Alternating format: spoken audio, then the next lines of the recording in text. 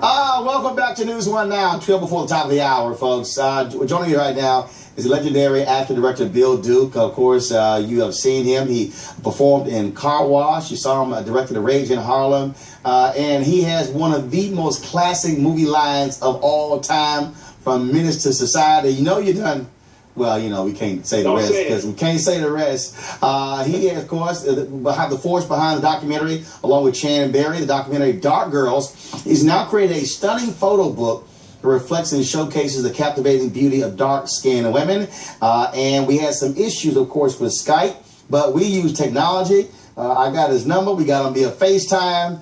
So, Bill, it does not matter to us. Let's go. Y'all go to the FaceTime. Don't show me. Come to the FaceTime. There you go right there. Bill, how you doing? I'm doing good, my friend. Thanks for having me on. So before I get to Dark Girls, I got to ask you, I was messing with you about that Menace to Society line. Do people live, when they see you across the country, do folks quote that back to you? Because it's just flat out a classic movie line. Every place I go, man, I said, I've done more movies, but that's the line they always say. Well, look, hey, here's the deal. You know, Richard Roundtree used to get mad when people would call him Shaft. And his daddy finally told him, he said, son, some folk don't remember a whole bunch of people. And that's all they remember you for. He said, you need to embrace that. And in fact, that's one reason why he's embraced Shaft ever since. Hey, I'm thankful. I'm thankful. You just want to get paid every time somebody quote it. You know something? That's it. You can be my agent. Let's talk about the book. First of all, man, the cover is awesome. Folks, show the cover again. I just love, and that's the documentary cover, folks. I mean, the book cover. I want to see the book cover. That awesome photo of the sister and all these colors around. Talk about who conceived that cover and why did you want to show that image that way?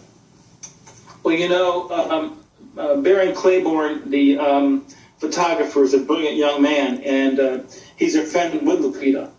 And that photograph was taken, and when we saw that, we knew automatically, Tracy Gerard at HarperCollins, we knew that would be the cover. And if you open the next page, it's another picture of her in black and white.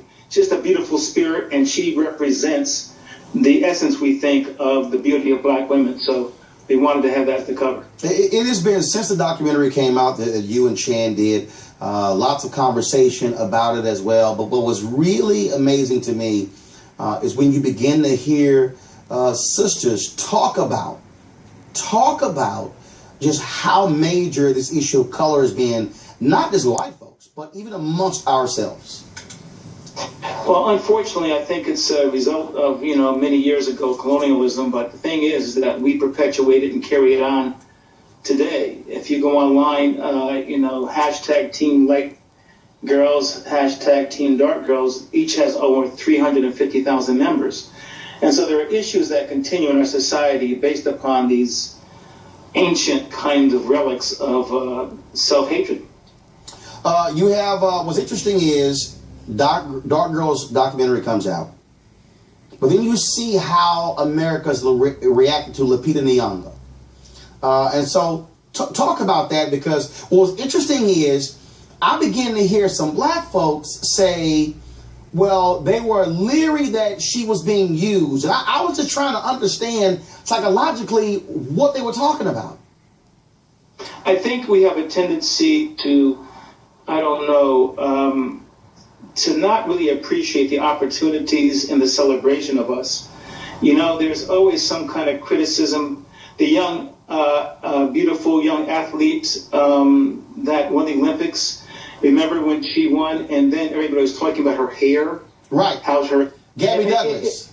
Why we do that, my friend? I think that it's something that's very self-destructive. Instead of celebrating the beauty of us sometimes, we point to the negative things, and it's something that I hope we get over.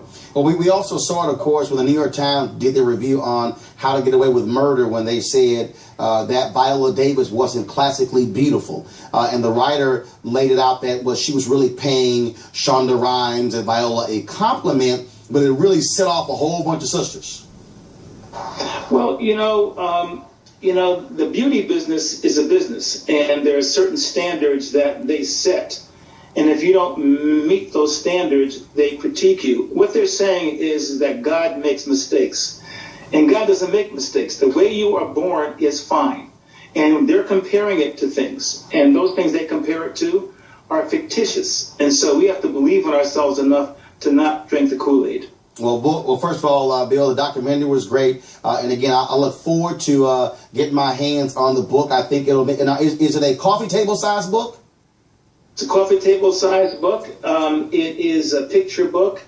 And the ladies talk about themselves and what they've been through and encourage young black women to let nothing stop them. And Sheila Moses cooperated in that effort. And Tracy Sarad over at HarperCollins accepted us. And I think that you're going to love the book, man. It's beautiful women, a lot of celebrities, but also common women who talk about their... Well, I think it'll make for a great birthday gift, Christmas gift. And so we got the Christmas shopping season coming up. And so I think people should say, you know what? This would be a great gift because it emphasizes beauty, but also black power. Bill Duke, I appreciate it, man. Thanks a lot. God bless you, brother. Thank you very much. All right. Thanks a lot. Folks, when we come back, a little bit more. Close the show out. I'm Roland Martin. This is News 1 Now on TV1.